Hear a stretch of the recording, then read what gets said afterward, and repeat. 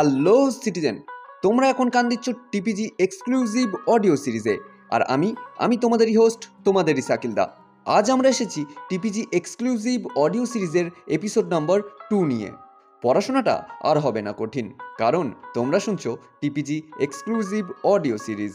আর তাই আজকের হটসিটে রয়েছে চতুর্থ সেমিস্টারের একটা গুরুত্বপূর্ণ প্রশ্ন।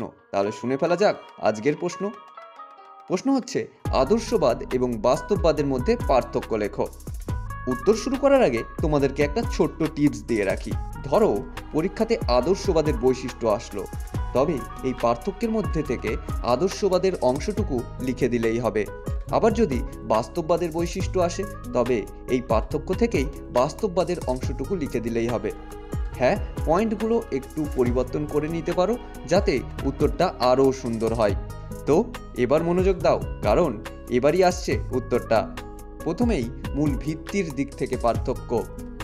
আদর্শবাদ আন্তর্জাতিক রাজনীতিকে নৈতিকতা, ন্যায়, মানবিকতা ও আদর্শের উপর প্রতিষ্ঠিত করতে চায়। এটি বিশ্বাস করে রাজনীতি হওয়া উচিত নীতিনিষ্ঠ ও মানবিক। অন্যদিকে বাস্তববাদ আন্তর্জাতিক রাজনীতিকে শক্তি, নিরাপত্তা ও জাতীয় স্বার্থের উপর নির্ভর করে দেখে। এখানে নৈতিকতার চেয়ে জাতীয় স্বার্থই মুখ্য হয়ে ওঠে। এবার আন্তর্জাতিক সংগঠনের ভূমিকার দিক থেকে পার্থক্য। আদর্শবাদ বিশ্বাস করে সম্মিলিত জাতিপুঞ্জ, লিগ অব নেশনস ইত্যাদির মতো সংগঠনগুলি শান্তি ও ন্যায় রক্ষায় গুরুত্বপূর্ণ ভূমিকা নিতে পারে। অন্যদিকে বাস্তববাদ বলে এই ধরনের সংগঠনগুলি কেবল তখনই কার্যকর হয় যখন শক্তিশালী রাষ্ট্রগুলো চায়। আসলে প্রকৃত সিদ্ধান্ত নেয় ক্ষমতাধর রাষ্ট্রগুলোই। এবার মানবাধিকারের গুরুত্বের দিক থেকে পার্থক্য। আদর্শবাদ মানবাধিকার, নৈতিকতা ও বিশ্ব নাগরিকত্বে গভীরভাবে বিশ্বাসী। এটি মনে করে মানুষ জাতীয় সীমারেখার ওপরে এক মানবিক পরিবার।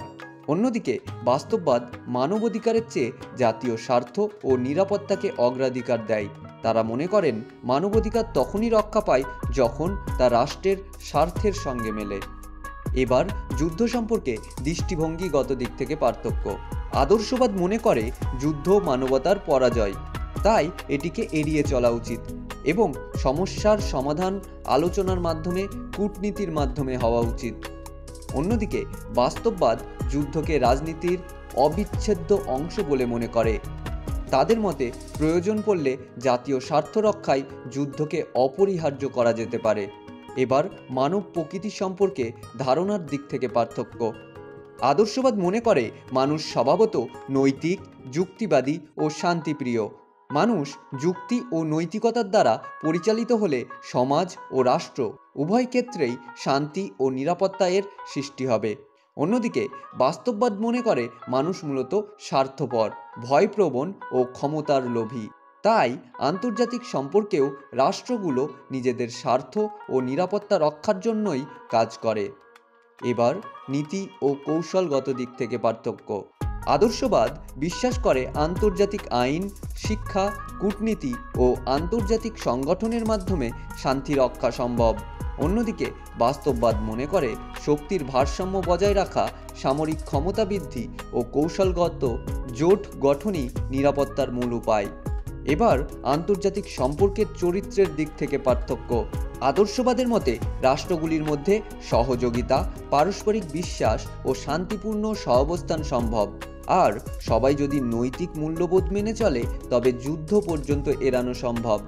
অন্যদিকে বাস্তববাদের মতে আন্তর্জাতিক সম্পর্ক মূলত প্রতিযোগিতা ও সংঘাতপূর্ণ। প্রতিটি রাষ্ট্রই নিজের ক্ষমতা ও নিরাপত্তা বাড়াতে চায়, ফলে সহযোগিতা স্থায়ী নয়। এই ছিল আজকের টিপিজি এক্সক্লুসিভ অডিও সিরিজের এপিসোড নাম্বার 2। আজ আমরা শুনলাম দুই দৃষ্টিভঙ্গির কথা, একদিকে নীতি, অন্যদিকে শক্তি। কিন্তু সত্যি কথা কি জানো, এই দুটোর মধ্যেই লুকিয়ে আছে তোমার নিজের জীবনেরও গল্প। কখনো তুমি আদর্শবাদী, স্বপ্নে বিশ্বাস রাখো, আবার কখনো বাস্তববাদী, বাস্তবকে মানিয়ে এগিয়ে যাও। আর জীবনে সফল হতে হলে দুটোই লাগবে, স্বপ্ন দেখার সাহস আর লড়ে যাওয়ার মানসিকতা। তাই মনোযোগ হারিও না। আর হ্যাঁ, যদি নোটসের পিডিএফ দরকার হয়, ডেসক্রিপশনটা একটু চেক করে নিও। তো আমি তোমাদের শাকিলদা আসছি আবার পরের এপিসোড নিয়ে, নতুন প্রশ্ন, নতুন উদ্যম আর নতুন বিশ্বাস নিয়ে। ততক্ষণ পর্যন্ত মনে রেখো তুমি পারবে, আর সেটা খুব ভালোভাবেই পারবে।